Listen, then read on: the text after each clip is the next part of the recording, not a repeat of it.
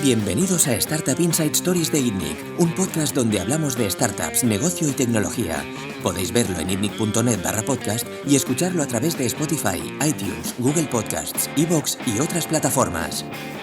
Bienvenidos una semana más al podcast de ITNIC. Yo soy Bernat Ferrero, CEO de ITNIC. Esta semana estoy con Juan Rodríguez, CEO de Camalún. Buenos días. Y con Cristian Rodríguez. ¿Qué tal? ¿Qué tal, Cristian? Muy bien. Cristian es un emprendedor compulsivo, como estaba explicando justo antes de empezar. Lleva haciendo negocios desde muy joven. Ha estado en varios sectores, en el sector de publicidad, en el sector de restauración. Ha montado un negocio como By Hours, que es un negocio pues que ha crecido mucho en el sector de hoteles. Y ha participado en Hawkers. Nos contará un poco la historia de Hawkers, cómo fue.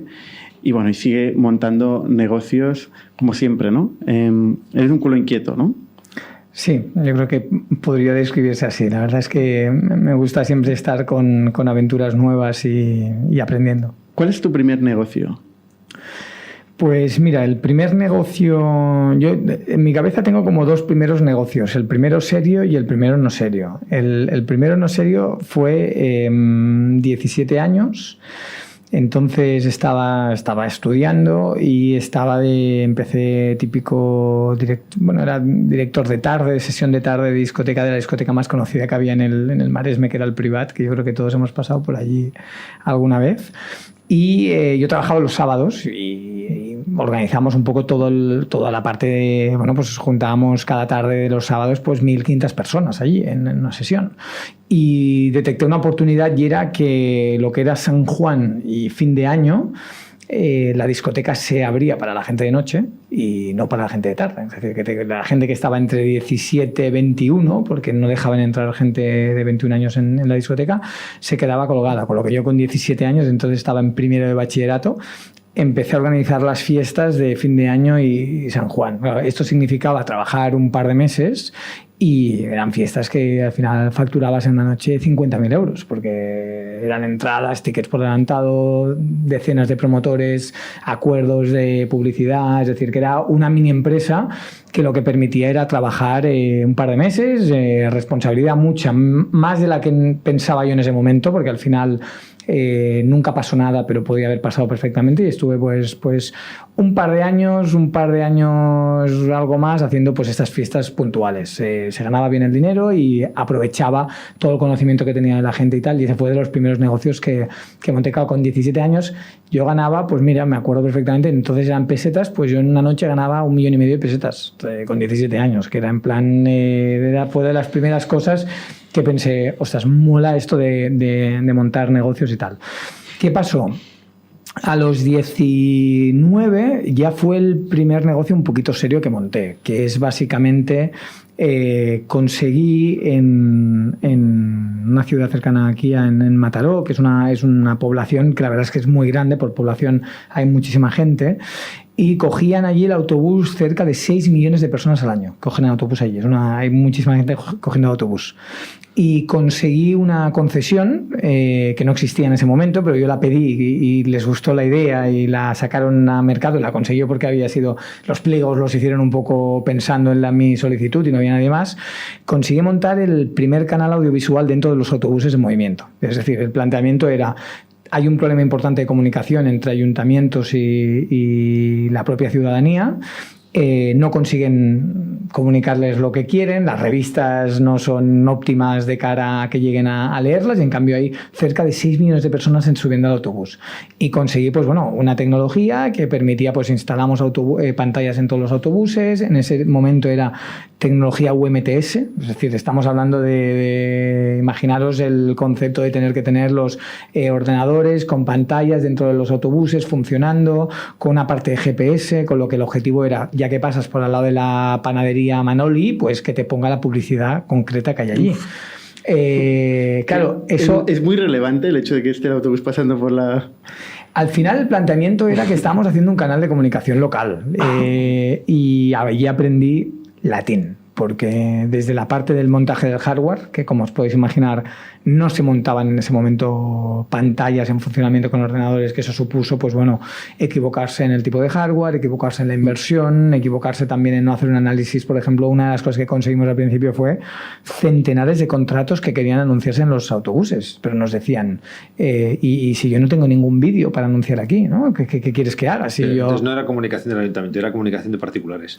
Nosotros al ayuntamiento le dábamos un porcentaje de tiempo, que era un 30%, pero el otro 70% era el que nosotros cogíamos para incluir contenidos de información, que en ese momento estábamos conectados pues, a Europa Press, cogíamos toda la parte de información, contenidos que generábamos nosotros y luego publicidad, que era la manera en la que nosotros íbamos a pagar todo el sistema de funcionamiento. El ayuntamiento no pagaba. El ayuntamiento no pagaba. Cedía el Exacto. autobús. El ayuntamiento lo que hacía era cedía el espacio y se quedaba con un porcentaje del tiempo para poder publicar.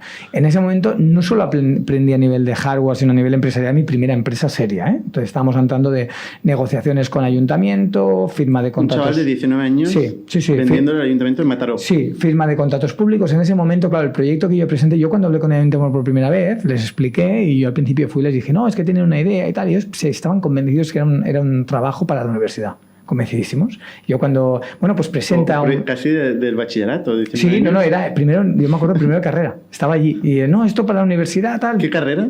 Publicidad. Y ahí uno de los puntos que había es que cuando acabé todo esto, pasé por una cosa que le llaman el INPEM, que era como el Instituto de Promoción Económica, y cuando pasé allí, claro, al final yo dije, pero yo quiero hacer esto. Y me dijo, ¿pero quieres hacerlo de verdad? Sí, entonces movieron todos los hilos dentro del ayuntamiento para poder hacerlo y que tenemos que hacer un pliegue real, un concurso, lo vamos a lanzar, tardaron un par de meses, lo lanzaron y como nosotros éramos la única empresa que habíamos pujado a eso, nos quedamos con eso. ¿Fue negocio rentable? No lo fue. Sí que llegó a serlo a nivel de publicidad, pero no lo fue en el momento en el que cuando llevaba gastado, que eso fue una de las primeras cosas que aprendes, fui a mi padre, tuve la suerte que a mi padre fue el primer Business Angel que tuve, fue el primero y fue la primera vez y la última que me invirtió, pero aprendí mucho yo de eso y él de mí, que me acuerdo que le pedí 60.000 euros para empezar el proyecto. Y eran 60.000 euros, más un poco de apalancamiento que había dado el banco para empezar todo.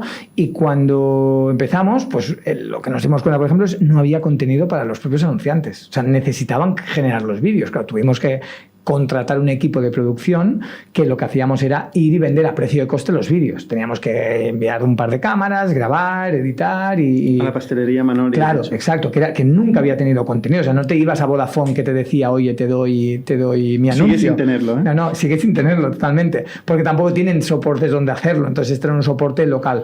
A nivel de publicitario, desde el primer momento conseguimos muchos contratos porque hicimos precio muy bajo y al final nosotros tampoco teníamos costes muy altos. Lo que pasa es que hubo un momento de inflexión muy importante que fue toda la parte del hardware. Nos equivocamos completamente. Es decir, el asesoramiento que tuvimos del hardware fue fatal y empezamos por un tipo de equipo informático que no era el que tocaba, donde no estaba preparado para el movimiento porque tampoco habían equipos informáticos preparados para ir dentro de un autobús que se movía con los baches que hay en una ciudad.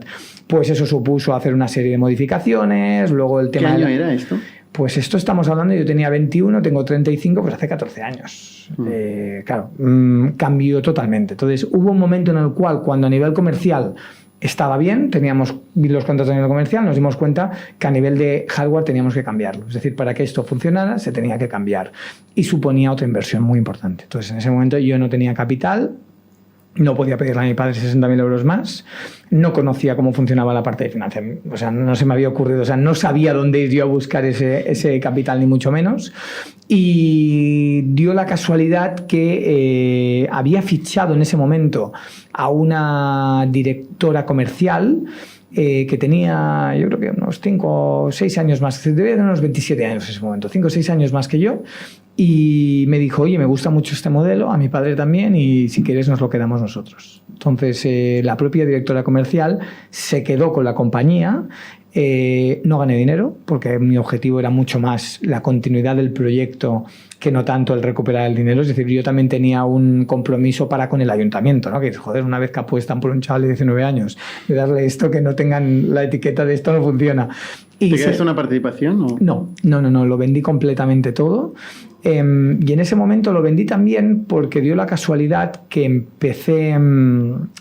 La persona que me proporcionó el software de gestión de los contenidos era el fundador de Canal Metro Barcelona. Claro, era un proyecto muy natural, porque Canal Metro sí que existía, no existía nada en autobuses. Entonces lo conocí en ese momento, empezamos el proyecto de los autobuses, que él nos ayudó en toda la parte técnica, y ahí empezamos con 2 personas más, una compañía que se llama Netip, que éramos 4 socios. Ellos, pues mira, mucho más mayores que yo, los 4, la verdad es que han sido de las personas que más he aprendido por el camino, y ahí empezamos un proyecto muy interesante donde lo que hacíamos era Digital Signage igual, pero no en movimiento. Fija, que eso ya era momento, estamos hablando de hace 10 años, 10, 11 años, que ya se comenzaba a entender que los puntos de venta, con la entrada de toda la parte audiovisual, era una oportunidad como para supermercados, restaurantes, comenzar a tener canales de comunicación propios. Es decir, y ahí es donde empezamos a trabajar con ellos y cerramos acuerdos súper interesantes en ese momento. Con traje todo el día, porque lógicamente tenía 21 años en ese momento y tenía que vender y me tenía que poner un traje. Engañaba un poco con el engañaba, traje, sí, ¿no? siempre me parecía un poquito más mayor, y entonces ahí cerramos acuerdos pues desde MediaMarkt hasta Alcampo, cerramos gasolineras, cerramos supermercados, y fue un producto que la verdad es que estuvo muy bien, porque tenía mucho sentido. Al final no dejaba de ser comunicación en el punto de venta, que era lo que me gustaba. O sea, el primer realmente. proyecto encarrilaste el segundo casi de continuo. Directo. Fue uno por el otro, directamente. El segundo con 3 socios más. Sí, con 3 socios más. ¿Y cuánto tiempo estuviste? Pues ahí estuve perfectamente unos 3 añitos, más o menos. Ahí entiendo que ganabais dinero. No en ese momento al principio, pero no había mucha pérdida. Era una compañía muy tradicional, ¿no? El capital era propio, habíamos puesto capital propio, y de los propios clientes que iban entrando íbamos no ganamos dinero, pues no perdíamos. Estábamos en ese proceso donde al final un buen cliente te pagaba toda la estructura. No teníamos salarios, no teníamos una estructura muy importante. Y el tercer proyecto que montaste es el que ya diste. Bueno, espera. ese fue el proyecto, y ahí nos dimos cuenta, ese fue un proyecto que nos dimos cuenta que volvíamos un poco al error del principio, ¿no? Y era que todas estas empresas te decían, oye, me encanta comunicar, el caso de MediaMarkt, me encanta comunicar, tengo publicidad. De hecho, nosotros les generábamos sus propias cartelas de publicidad, en plan muy plug and play, ¿eh? Tu televisión, tu copy, tu tal, tu careta roja, yo no soy tonto, compre, y por tanto controlaban ellos el contenido, pero necesitaban mucho más contenido más allá de esto. Y fue cuando al mismo momento que Netip, entré en un proyecto donde fundamos un proyecto que se llamaba Chocolate Studio, que estaba muy basado en crear los contenidos para estos canales, porque Netip quería focalizarse en vender software y en esa consultoría de, oye, monta tus propios canales, y trabajo con un partner que me puede dar toda la parte de publi.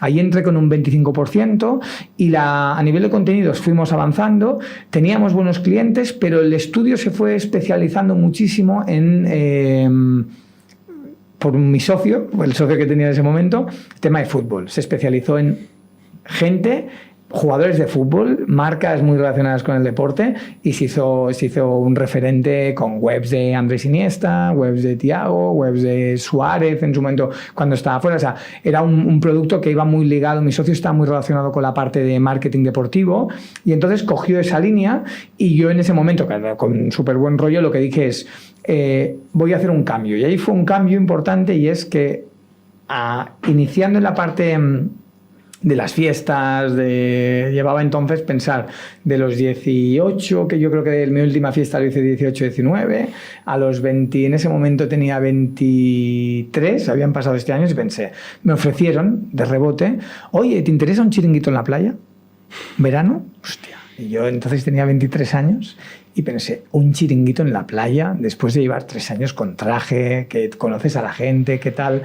Y me cogí un avión, me fui a Bali, compré un montón de camas y monté un chiringuito que se llamaba Metumbo, que hace unos años Nikki Beach era un concepto que funcionaba en Miami, funcionaba, o sea, ir a un chiringuito y montarte en una cama estaba pensado solo para gente de mucho nivel. Y yo siempre, como una cama. Una cama. ¿Para dormir? En la playa te ibas a una cama y te servían la comida en una cama. Esto ahora te vas a Ibiza y hay 23 millones de sitios donde tomas el sol en la cama. Pero entonces en ese momento solo existía una marca que hacía eso, y pensé, oye, me quedó el chiringuito. De hecho, me junté 50-50 con uno de los socios de las pantallas que habíamos hecho al principio de las fiestas también, al principio todavía participado. Y oye, ¿qué te parece si yo me encargo del chiringuito, que esto es de mayo a septiembre? En Bali. En Bali fui a comprar todo el mobiliario, el chiringuito era al lado de Barcelona, era en Mataró vale. ¿Qué te parece si yo me encargo de esto y tú toda la parte comercial que estoy liderando yo? Y me dijo, adelante. Total, monté el chiringuito y desde mayo hasta septiembre, a cada mediados de septiembre, pues facturamos cerca de 400.000 euros. O sea, estamos hablando de todo el día pantalón corto, mojitos, playa, pasártelo bien. Y pensé, ostras, ¿cómo cambia esto respecto a ir con traje a vender pantallas? Y en ese momento de oportunidad dije, voy a intentar hacer la continuidad del chiringuito porque estaba lleno de gente que se gastaba mucho dinero. Fue una oportunidad que bueno, salió bien. Y de ahí pasé a quedarme con un restaurante muy cercano, que era un restaurante chill out muy grande. De ahí me quedé con otro restaurante, os hablo, entonces yo tenía 24, me quedé con otro restaurante, cogí un traspaso de un japonés. Claro, había fichado para el chiringuito un tío, un sushi Mendibiza, y claro, cuando llegó septiembre me dijo, ¿yo qué quieres que haga? ¿Qué sabes hacer? Sushi, ya lo has visto, pues vamos a montar algo parecido. O sea, ¿hacías sushi en el chiringuito? Sí, hacíamos sushi en el chiringuito. Esto es como muy innovador. Sí, era muy innovador en ese momento. Estaba en Mataró, estaba entre Mataró y Llavaneras, el chiringuito se llamaba Metumbo, porque al final eran todo camas, y monté un concepto que era Metumbo, Tumbao, que el Tumbao era el japonés que montamos luego, es decir, monté gente estaba tumbada en una cama y se le servía sushi. Sí, y había mucha gente, estamos hablando de un chiringuito que a lo mejor había 150 personas cenando. Tú enseguida ves la oportunidad de negocio y te arriesgas. Sí, me encantaba. Sí. Entonces, de ahí pasó una cosa un día que yo entonces estaba en estos tres chiringuitos.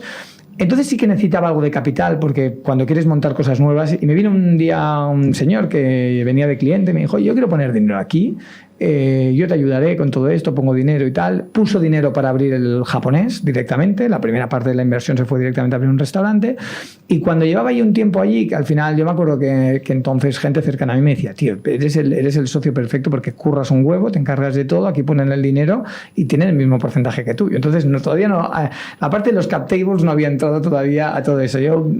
No era un problema para mí el pensar si tenía más o menos, porque estabas virgen. Sí, tampoco tenía esa idea de, como tampoco estaba en una sociedad donde fueras a repartir dividendos, que siempre todo se iba invirtiendo, al final no piensas en ese punto del día que vas a repartir y que piensas, joder, ¿por qué repartimos lo mismo, no?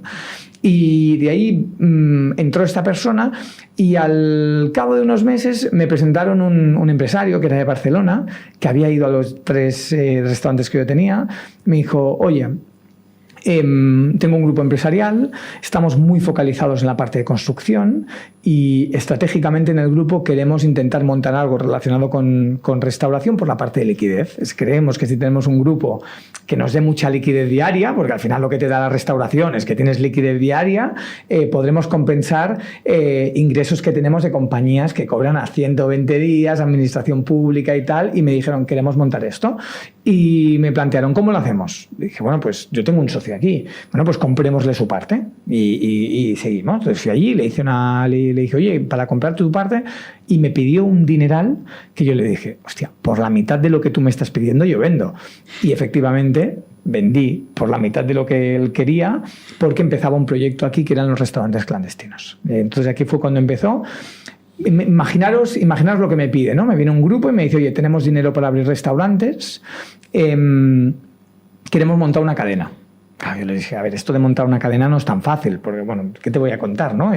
O tienes un concepto muy claro, probado, que puedes llegar a replicar con unas operaciones perfectas, o entras en una cadena de restaurantes que pasa por una confianza y una experiencia de un grupo que va abriendo y va generando ese trust que hace que los clientes vengan. Esto no es de un día para otro. Bueno, pero es que tenemos que ir rápido, queremos montar 10 restaurantes al año y tal. Y entonces en ese momento les planteé un concepto y bueno, vamos a hacer un concepto muy, muy marketingiano, que es vamos a montar restaurantes clandestinos. ¿Cómo restaurantes clandestinos? Y eso fue una de las cosas que por primera vez vi la capacidad que tenía de convencer, porque un señor presidente de un grupo que le decía es que voy a montar restaurantes clandestinos. El primer restaurante nos costó 500.000 euros, o sea, no era poca. Yo te voy a preguntar, ¿cuánto cuesta un restaurante? El japonés este que No, ¿Cuánto poco, invertíais? este poco, porque ahí quizá invertimos 70, 80.000 euros, un traspaso en ese momento eran 60.000 euros, no mucho, pero el primero que montamos en Barcelona era un restaurante que eran 300 metros cuadrados, la obra, el traspaso, pues cerca de los 500.000 euros costó el primer restaurante, entre 500 y 600. ¿Y qué es lo que le planteé? Le dije, vamos a montar un concepto que buscamos dos cosas. Una, que podamos replicar, por tanto, que haya una marca detrás que pueda llegar a replicar. Dos, buscamos un concepto de viralidad muy importante, y esto nos lo puede generar, que vamos a montar restaurantes legales, donde vamos a tapar la fachada, vamos a poner un negocio que no exista, es decir, una tapadera, y de ahí vamos a montar un club privado de compra, porque al final... Ahí fue mi primer paso en el online. Vamos a crear un club privado de compra para poder acceder a experiencias, para poder acceder a los restaurantes, para poder acceder a producto exclusivo, tienes que ser socio de aquí. Y por tanto pasar por diferentes sitios que nosotros te vayamos diciendo. Y funcionó muy bien. La verdad es que funcionó muy bien porque desde el día que se abrió el primer restaurante, que era una tintorería, se llamaba Tintorería Duntei, que en este caso era el Dontel, tintorería en calle Aribao, desde el primer día que abrió estuvo lleno y funcionó muy bien. Entonces, ¿cómo era el concepto? ¿Tú entrabas en la tintorería? Entrabas en una tintorería, sí, y tenías ahí una persona con ropa colgada, y entonces normalmente tú sabías que había un restaurante allí. Tú habías hecho una reserva, hola, ¿qué tal? No, la gente siempre jugaba, vengo a buscar un pedido, momento, buscaban, nombre, perfecto. Entonces había toda una ropa que cuando la apartabas había una puerta que se abría automática y entras para adentro. Entonces entrabas en un Esto era restaurante. para hacer la gracia a un amigo, digamos. Bueno, dar una sorpresa. Exacto. Esto al final había un ratio que en ese momento yo no sabía cómo se llamaba, ahora sí, que era la tasa de repetición de los clientes, que era increíble porque la gente repetía mucho. Porque cuando Pero debería ser al revés, ¿no? Porque como es una sorpresa cuando ya las... Sí, pero cuando te iban a ti, pero cuando te iban a ti, se lo haces a otro. tú se lo haces a otro. Siempre. Pero es una repetición, esto es viralidad. No, lo que pasa es que tú no se lo quieres hacer solo a una persona, se lo quieres hacer a más de una. Es decir, al final tienes ese punto donde muchos clientes venían cada vez a presentarle a alguien, porque aparte una de las cosas que yo intenté trabajar fue, vamos a hacer un concepto donde la clave sea la comida, ¿eh? Eso sí que fue muy importante. Teníamos 9 cocineros allí, es decir, era una cocina toda abierta, es decir, no era un tema, la parte de la clandestinidad era parte del juego, pero salías de allí comiendo bien, porque también el ticket medio era medio alto, con lo que tenías, el ticket medio lo teníamos alrededor de los 50 euros, que en Barcelona 50 euros es un ticket como para que tengas que dar una buena comida, si no la gente no continúa. De allí abrimos luego un par de restaurantes más, y ahí fue de las primeras veces que, bueno, abrí la parte de online, ¿vale? ¿Qué hacíamos en la parte online? Venta de eventos. Organizamos nosotros los eventos clandestinos, y os pongo un ejemplo. Me iba a un parking, planta -3, cogía una jaima, montamos en la planta -3 del parking una jaima que duraba desde las 9 de la noche hasta las 12 de la noche de un día determinado, con entrada privada y dándole a todo el mundo la dirección en el último minuto. Claro, teníamos una base de datos de cerca de 25.000 personas que consumían cada cosa que hacíamos. Cada cosa que hacíamos, cada evento que hacíamos era un evento que llenaba. Entonces, en toda la transición del montaje de los diferentes restaurantes, la gente no sabía si existían o no existían los restaurantes. De hecho, nosotros en la web poníamos restaurantes que no existían, que a ellos les salían como tachados en plan, todavía no es tu momento. O sea, tú sigue consumiendo y ya te diremos el día que puedes llegar a cambiar. Entonces, este era un poco el punto que llegamos a hacer relacionado con la restauración, y aquí yo me comencé a agobiar un poco, pensar que yo entonces llegué a tener el 30% de esta sociedad. Pero claro, cada vez... ¿No tenéis la mitad? No, porque yo no puse tanto dinero. Yo puse en ese proyecto puse 30.000 euros, ¿me acuerdo? 30 o 40.000 euros, que era muy poco comparado con el primer restaurante que se montaba. Pero el inversor, el presidente del grupo, me dijo, oye, yo sé que...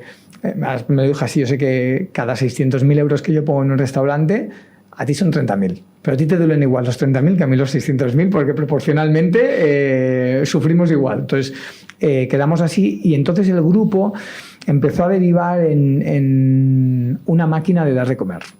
O sea, toda esa parte que para mí era tan importante. La comunicación.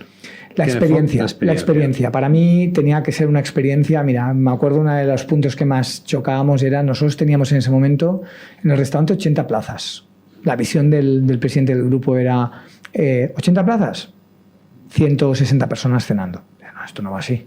Sí, porque llegan a las 8:30 y ese Benihana, Concepto, no, todo montado, llegas a las 8:30 y luego cenas y te vas y copa y tal. Y dije, esto no va así. Gente en Barcelona que paga 50 euros no está pensado para que tú le digas, venga rapidito, levántate y tal, no es parte de la experiencia.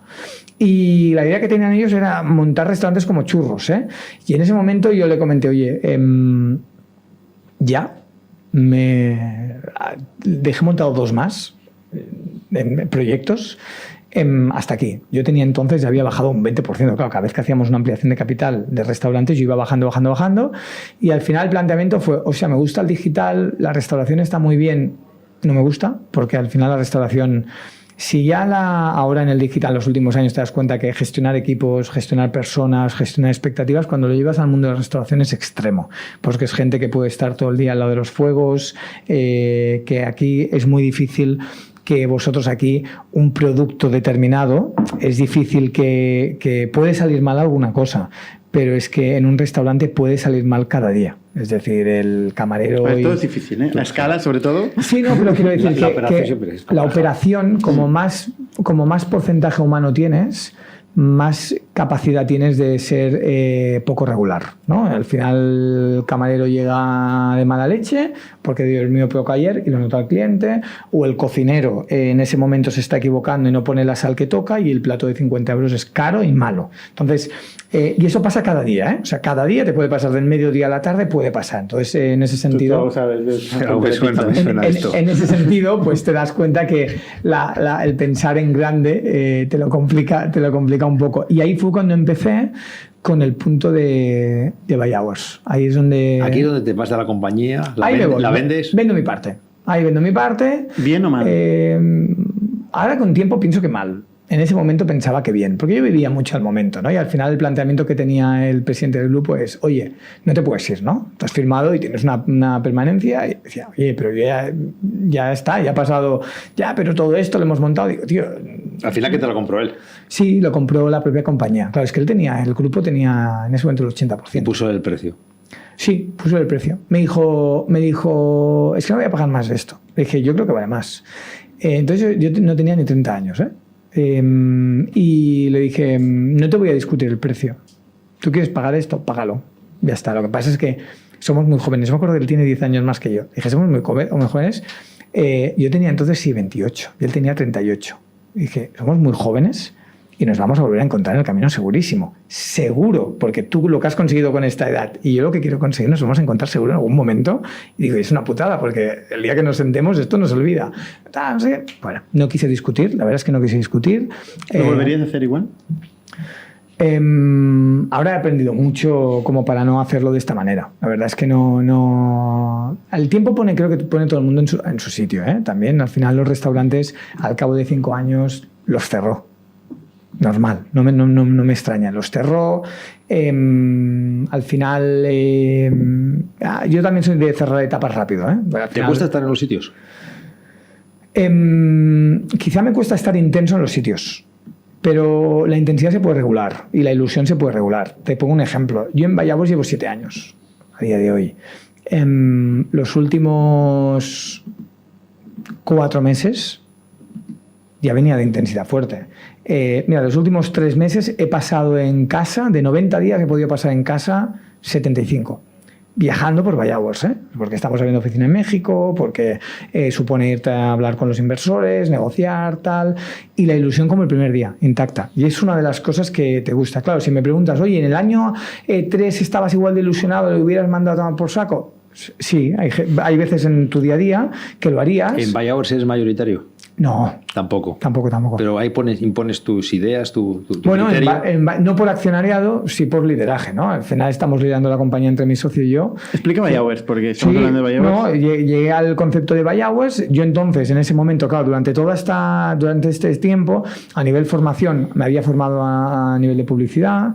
Luego hice un curso un posgrado de tendencias cualitativas de mercado, que al final lo que intentaba era, oye, esto que se pone de moda, ¿no? Esto que cuando pasan las cosas, ¿por qué pasan, ¿no? ¿Qué podemos encontrar? Si tú lo tenías en tu intuición, tenías esta capacidad de ver eso. Sí, pero no tenía esa capacidad. Es decir, al final podías entenderlo, pero no tienes ese conocimiento que te permite llegar a entender cómo repito esto, ¿no? Cómo entiendo que esto puede llegar a ser una macro tendencia, ¿no? Y al final todo tiene sentido. Cuando los restaurantes clandestinos funcionaron es momento de crisis más importante donde la exclusividad no podía estar basada en el dinero. No podías basar en que el restaurante se llene porque vale 150 euros. Se llena porque conoces algo que los demás no conocen. Es decir, era intentar darle valor a cosas que no tenían nada que ver con la parte económica y era una macro tendencia. Y analizando toda la parte de macro tendencias y mercado, fue cuando aterricé en el sector travel. Y ahí había una cosa que estaba pasando y era, uno, personalización. O sea, ahora ya estoy hablando de 7 años atrás. Todos los consumidores querían cada vez productos que se adaptaran más a sus necesidades, muy relacionados por la parte de crisis. Tengo menos poder adquisitivo, pero soy un consumista igual, por tanto, tengo que decidir exactamente dónde dedico mi dinero, o sea, dónde voy a consumir, soy más selectivo. Y en ese momento, en la parte de travel, que unía personalización con travel, sector de más facturación online, el travel, viajes, el más maduro, y en cambio dentro del travel, alojamiento, de los que más facturaba también, personalización cero.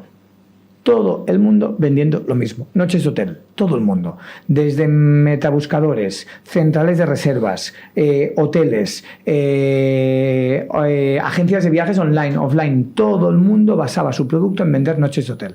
Todos. Nadie había entrado en intentar personalizar ese producto, ¿no? Que era muy básico. Mismos activos, mismas operaciones, en vez de 24, menos horas.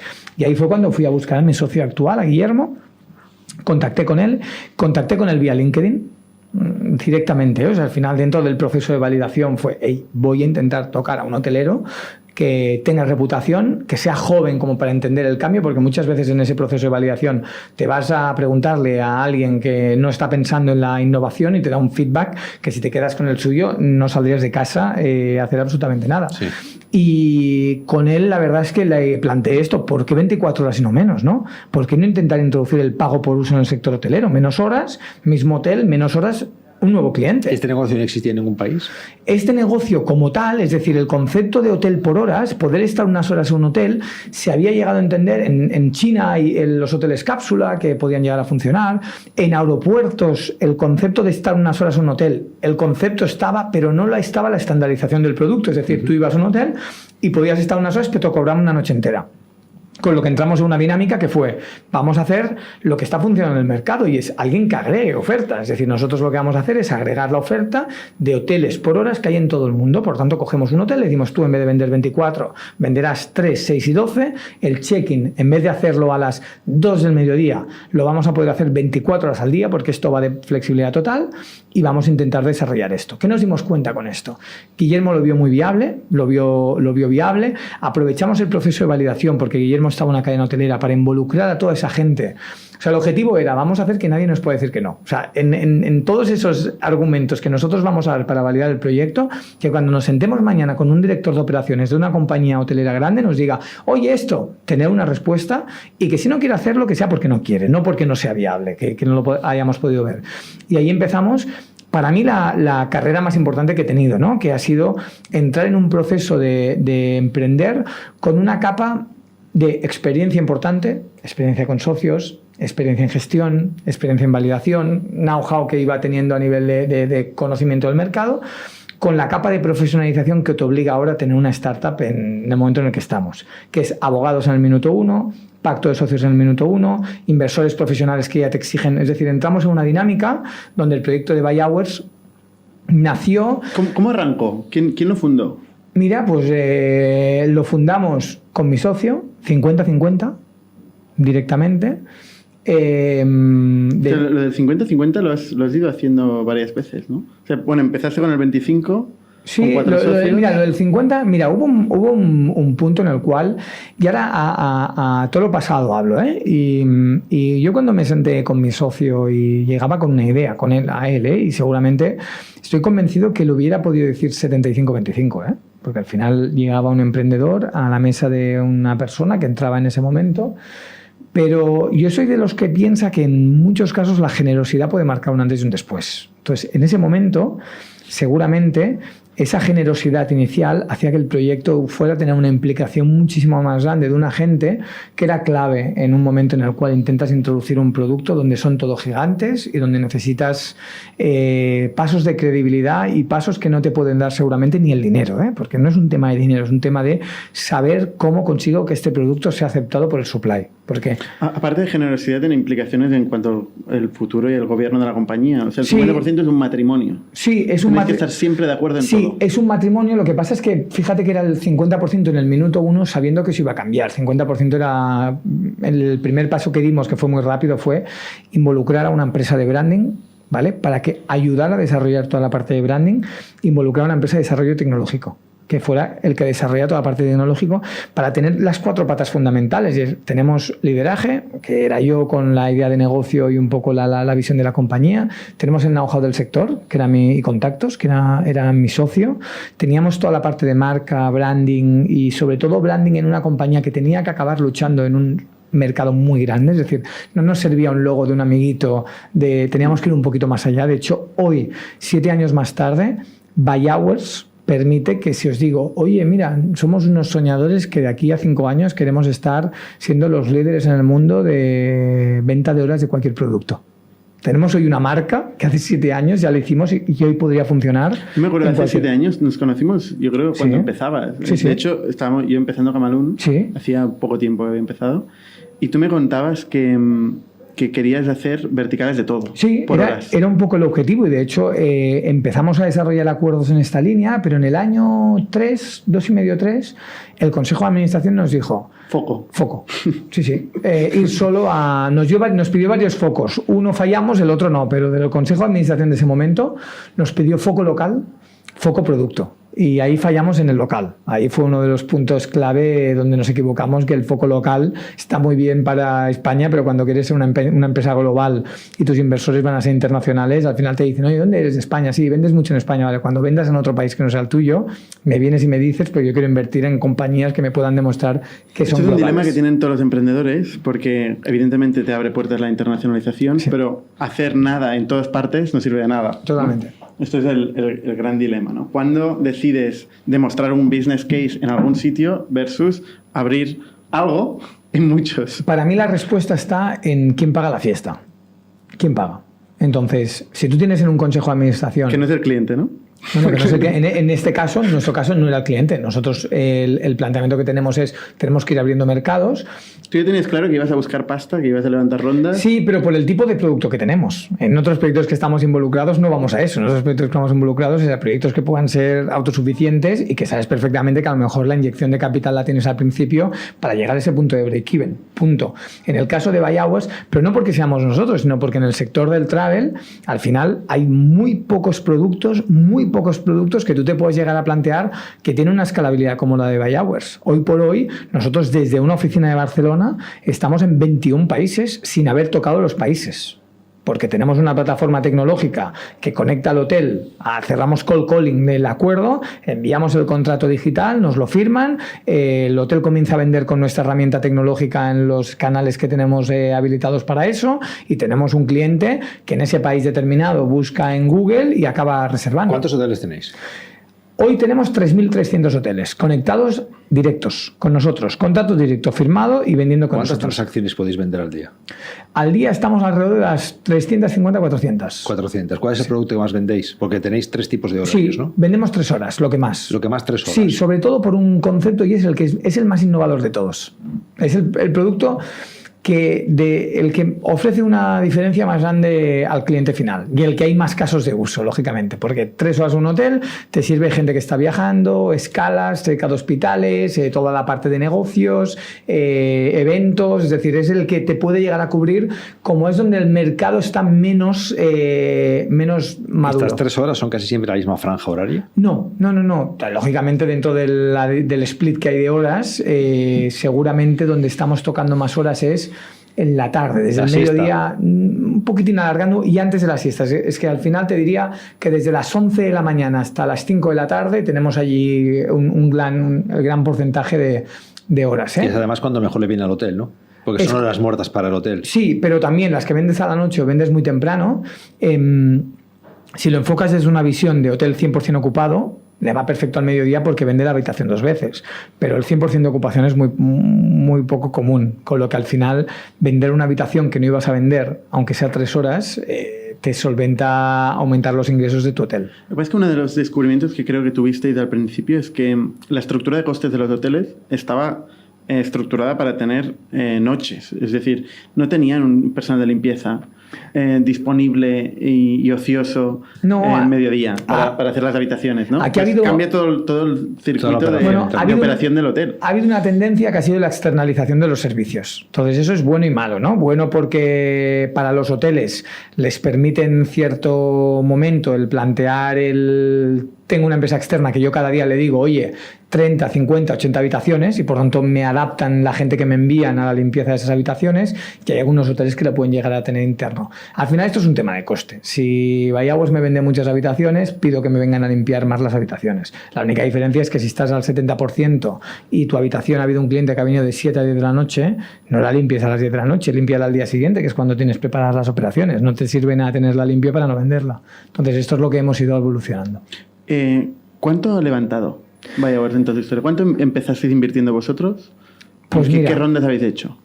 Total levantado por nosotros, estamos hablando del total de Vallaguas, con la última ronda que estamos cerrando estaremos alrededor de los 16 millones de euros. 16 millones, sí. No está mal, ¿eh? La primera ronda, o sea, ¿cuánto dinero pusisteis los dos socios al principio de todo? Yo creo que al principio alrededor de los 100.000. Al principio, ¿entre los dos? Sí, luego teníamos toda la parte claro, el desarrollo tecnológico se capitalizó, que ahí había un buen pico, toda la parte de branding se capitalizó, es decir, que salimos no solo con cash, sino con una parte de dinero. Luego también conseguimos hacer una cosa, es que conseguimos cerca de, primer mes, 100.000 euros de ingresos de un evento que organizamos, que eso nos dio la vida, porque organizamos un evento que solo con patrocinios conseguimos 100.000 euros. Con lo que... Esto eran tus learnings del pasado, ¿no? Sí, ahí con patrocinios conseguimos montar un evento y la verdad es que nos fue genial porque aguantamos con eso hasta llegar a la primera ronda de 300.000. ¿Se suena a la película esta de Netflix de Fire Festival? No sé, sí. Que es para organizar la startup, montar un festival. Pues llegamos a montar un evento que funcionó muy bien, la verdad. Montamos un evento donde se llamaba Barcelona Luxury Days, que era pues 20 hoteles de 5 estrellas de Barcelona que te permitían alojarte 3 horas. Entonces unimos lujo aspiracional con marcas que querían estar allí en medio, y de ahí pasamos a 300.000 primera ronda, 1.5 en la segunda. Que entró Sabadell, ¿no? Sí, ahí ya entró y la Caixa, fue la parte de la Caixa Sabadell. 2.3 Axon Mediaset, y Media luego for Equity. Una parte Media for Equity, y luego hicimos otra ronda más que fueron cerca de 1,5 millones más o menos. Con eso llegamos a los 8 millones al principio de todo, durante los primeros 6 años, 8 millones. El año... Antes de este periodo, yo me acuerdo, tuviste una época bastante chunga, donde estabas un poco al borde de la continuidad, o sea, planteándote la continuidad, ¿o no? Bueno, yo creo que el momento más trágico que hemos tenido en Vallaguas, quizás sobre el año 3, más o menos, 3 y medio, consejo de administración, donde no se entendían entre ellos ya directamente. O sea, ya no es un tema solo de... Es un tema de hacia dónde vamos, ¿no? Hacia dónde vamos, y de los consejos que damos, ¿quién es el que luego va a continuar apostando por esos consejos, ¿no? Porque al final es lo que hablábamos de, oye, teorías, ¿abro en muchos sitios a la vez o me focalizo en España? Y es perfecto. ¿Somos una empresa rentable? No, porque significa que vamos a necesitar capitalizarnos, ¿no? ¿Quién va a liderar la siguiente ronda? ¿Quién va a ser? ¿Alguien de la mesa? Si hacemos esto que estáis diciendo y se cumplen los resultados, ¿vamos a ir adelante? Sí, vamos a hacerlo. Pero si lo que vamos a hacer es seguir vuestros consejos para que luego venga uno de fuera a ver si vuestros consejos son los buenos o no, tenemos un problema. Porque ahí es donde vimos el gran gap que tuvimos, es desde los socios que teníamos a los socios que entraron y marcaron un antes y un después, que fueron socios de especialistas en travel, hubo cambios radicales. Radicales de cómo trabajar, radicales del equipo, radicales de cuánto gastar, radicales de dónde abrir, radicales, porque era gente que se sentaba en la mesa y sabía del sector travel. ¿Quiénes eran esos socios? Pues Whole Foods Partners, que fueron uno de los lead investors de Trivago, un business angel, super angel, muy super angel, que es Roland Seller, que es uno de los primeros fundadores de Get Your Guide. Aparte de Travel CH, es un tío que ha invertido en empresas de travel que se sientan contigo y te dicen, oye, tenemos que ir por aquí. El camino va por aquí, el travel va por aquí, los fondos que invierten en travel quieren ver esto. Y ahí fue el gran cambio que hicimos. Consejos que nos llevaron a seguir creciendo y nos llevaron a despertar el interés por inversores en el que estamos ahora. Entonces, para ti el consejo ha sido muy importante para la compañía, para BuyAwares. Para mí, sí. Para mí, más que el consejo es, tío, estamos en una compañía deficitaria, necesitamos soporte económico, financiero. Los que están en la mesa sois los que vais a dar el siguiente paso en ayuda, focalicemos en esto. Y yo creo que en los últimos años he podido vivir muchos consejos, muchos. Y para mí es una de las grandes críticas que tenemos que aprender mucho en los consejos que tenemos en este país, en las startups. Hay que dar un pasito de consejos enfocados a dar ayuda a la compañía y al emprendedor. Al final, cuando palmas pasta, el capital tiene que estar alineado, ¿no? Totalmente. No, es así, pero 100%. Es de cajón, o sea. 100%. Esto en este país y en todos los países. O sea, sí, lo que pasa es que te das cuenta que cuando entras según qué inversor, ya lo tienen intrínseco. Ya es muchísimo más fácil. El primer consejo de administración que hubo de cambio antiguo a nuevo, empezamos con las slides, estos son los resultados, tal. Paró el consejo, Lead Investor, y dijo, chicos, una cosa, sabéis que he venido de fuera, y estoy súper contento de estar aquí. ¿Os parece si hablamos de futuro y no de pasado? ¿Os parece si miramos las próximas 3 horas que tenemos de consejo? ¿Cómo podemos hacer por ayudar a la compañía? Y como emprendedor, esto te abre la luz. Porque ¿de qué me sirve estar en un consejo de administración donde tenéis que estar apoyando a la compañía, mirando el CAC que ha pasado, que ha bajado un 10 o un 15%? ¿De qué? Trabajemos en cómo mejorarlo. Y esto es uno de los puntos, porque el análisis de los KPIs lo puedes hacer en tu despacho de turno, defendiendo los intereses de tus inversores. Pero necesitas centrarte un poco, sobre todo en la parte de negocio, cuando es un negocio que quieres ser grande, global, y que necesitas esa parte de apoyo lógicamente, de la gente que está apostando por tu negocio. Tú dejaste de ser el CEO de BuyAwares. Bueno, no exactamente, porque hicimos al final en el año 3, en el año 4, Guillermo entra en la compañía, mi socio entra en la compañía. Entonces, al final ejecutivamente, antes era solo inversor. Sí, entró ejecutivamente, es decir, deja la empresa familiar y se dedica full time. Entonces, ahí pasan dos cosas. De todo el trabajo que hay, yo podría considerar que seguramente soy un poquito más ejecutivo. A mí me gusta mucho bajar mucho más al barro. Como sabéis, el porcentaje que dedica el CEO a la gestión de socios y de gestión corporativa es muy alto. Entonces, depende de la compañía. Totalmente. No, en este caso, en nuestro caso, muy poco. En nuestro caso, había una gestión y sobre todo yo creo que más por la gestión, por la tipología de inversor que tienes. Entonces, hay una tipología de la compañía, del consejo, del cap table, de los contratos que has ido firmando. Pero que cuando ya tienes una tipología de inversor, que normalmente la gran diferencia es, hay un punto que diferencia muchísimo y es cuando defienden su pasta o cuando no defienden su pasta. Esto cambia muchísimo ya cuando tú ves un inversor que, oye, pero ¿tú qué haces? No, yo represento un banco.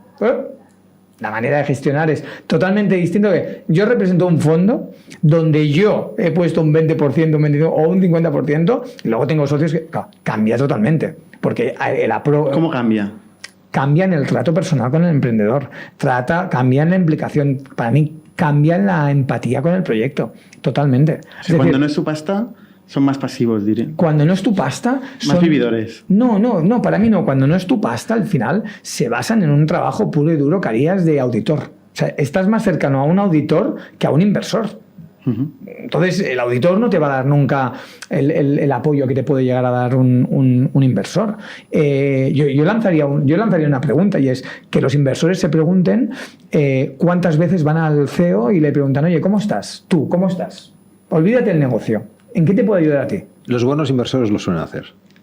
Pues yo pienso exactamente igual. O sea, yo cuando me he encontrado un inversor, que son los que han dado la vuelta a la compañía, que oye, ¿tú cómo estás? vamos a cenar, ¿qué te puedo ayudar? Porque yo soy consciente que tienes presión, que no es fácil, que tomas decisiones. Esto va de personas. Y al final hay un punto, nosotros hemos llegado hasta en un consejo donde al final tienes un tío que defiende los intereses de un fondo. Bueno, no, pues si no, pues nada, pues miramos y preconcurso. ¿Preconcurso? Tío, sal de la sala, sal. ¿Te has planteado algunas veces en Buy Hours dejar la compañía? ¿Mandar a tomar? Nunca. No, lo que sí que me he planteado es mandar a tomar por saco a algún socio. Pero al final tú estás aquí para proponer. ¿Qué propones? O sea, ¿estás en tono positivo? No, pues coge, baja del consejo. Responsabilidad fuera, no hay problema, porque te sacaremos del consejo sin problema, porque sabemos que hay gente. No hemos tenido nunca problemas de tener gente que apostara por la compañía. Nunca lo hemos tenido. Nunca. Entonces, para mí el gran planteamiento es, cuando me dicen ¿cuáles son los grandes errores que se han podido cometer en Buy Hours? Hemos dedicado muchísimo tiempo a dar respuestas y intentar buscar el beneplácito de los inversores con cierta lógica, porque dependía de ellos la compañía. Es decir, no dependía de nuestros clientes, dependía de ellos. Si lanzábamos un producto nuevo o crecíamos un 10, un 15, un 20 o un 4, era bueno o malo dependiendo de según qué inversor, que en muchos casos no tiene un criterio para saber si es bueno o malo. Desde que os habéis quitado esos inversores, ¿habéis crecido mucho más? No los hemos quitado, simplemente están en el cap table y los hemos sustituido por gente que efectivamente hemos crecido una auténtica barbaridad. Es que no se puede quitar un inversor. O sea, no se quita. Digo quitar entre comillas. No se quita, pero está ahí. Pero sí que se puede quitar el papel protagonismo que hay. El rol ejecutivo o el sí, rol en el totalmente. consejo, y al final pasa esto, y suele pasar. Y si os fijáis, todos los inversores cuando entran en nuevas rondas acaban haciendo sustituciones del consejo, todos. Muy pocas veces hay un inversor que acabe quedándose, y el que se queda es porque quiere el emprendedor, que este es otro de los puntos. Tú rasca cuando el emprendedor te dice, oye, no, pero es que yo he puesto 1 millón y este que está desde el principio ha puesto 200.000 ya, pero 200.000, 50.000 o 1.000 me aporta mucho más sentado en la mesa, tomando las decisiones, que tu dinero. Porque al final depende de tu involucración o tu rol ejecutivo en la compañía. En tu caso, erais dos, no eras tú solo. En este caso exacto, en este caso sobre todo a partir del 4º año eres tú y Guillermo. Sí, y ahí cambió mucho. Ahí hubo un cambio donde él pudo coger un rol ejecutivo mucho más importante desde la parte también ejecutivo corporativo. Es decir, yo me acuerdo del año 3 que yo al final no voy a aceptar según qué cosas. Y ahora con tiempo lo he aprendido, con tiempo al final yo me puedo entrar a un consejo y digo, oye, no entro a luchar nada porque al final no voy a desgastarme. Hay un momento en el que, como líder del proyecto, te genera una frustración según qué comentarios de alguien que al final lo único que está haciendo es rellenando reports. A mí esto me genera una frustración de conversación fuera del consejo. Es decir, tío, no eres consciente. O sea, no eres consciente del valor que tiene un emprendedor. Pero no hablo de mí, hablo de cualquier emprendedor que está liderando un proyecto, cualquier CEO que está liderando un proyecto, que tiene que aguantar según qué cosas de un tío que no tiene ni puta idea de llevar un negocio, no tiene ni idea. Ha estudiado empresariales, ha estado en una Big Four, ha analizado tal y no tiene ni idea de lo que es dirigir un proyecto. Por eso hay un gran cambio con los inversores que hay ahora, que te vienen inversores emprendedores, que en términos de exigencia son más altos, pero en términos de complicidad son mucho más altos. Y a mí no me importa que un inversor exija. Solo exige el que sabe. Exacto. Y entonces para mí este es uno de los puntos que también es importante y que creo que estamos evolucionando, porque también en los últimos años hay mucho más inversores, hay mucho más emprendedor-inversor, te puedes sentar a una mesa y entender, las cosas no están yendo bien, vamos a buscar una solución. Hay que decir que una de las decisiones más importantes que toma un emprendedor es quién incorpora como socio. Sí. También quién incorpora como ejecutivo y quién va a ser el talento que va a participar en el desarrollo de la compañía. Esto mata o da vida a las compañías. Sí. Claro, es muy importante al principio elegir a tus inversores. Sí, te lo puedes permitir. Para mí esa es la clave, que normalmente cuando tienes que escoger a los inversores, tienes una variable que piensas, ostras, me gustaría ser selectivo, pero no. Y ahí también es una de las cosas que yo creo que también ha cambiado mucho. Tú ahora te vas a una ronda de financiación y te sientas con un inversor y le dices, oye, mira, llevo 3 meses, 4 meses flat, porque no hemos invertido en marketing, porque vamos ahí en la línea a nivel de pasta y hay inversores que lo entienden perfectamente porque lo han vivido y saben, oye, no analizo ese punto de cómo llevar los últimos 3 meses y si no creces entonces malo. No, puedo rascar un poquito más y entender qué es lo que está pasando. Oye, este podcast claramente va a tener 2 partes porque nos alargamos, pero vale la pena entrar en el caso Hawkers, que es una de las compañías más grandes que ha producido a nivel digital, aunque no es muy digital, pero a nivel de startup en España, ¿no? Que ha crecido más. No te pierdas el final de la entrevista en el episodio 98.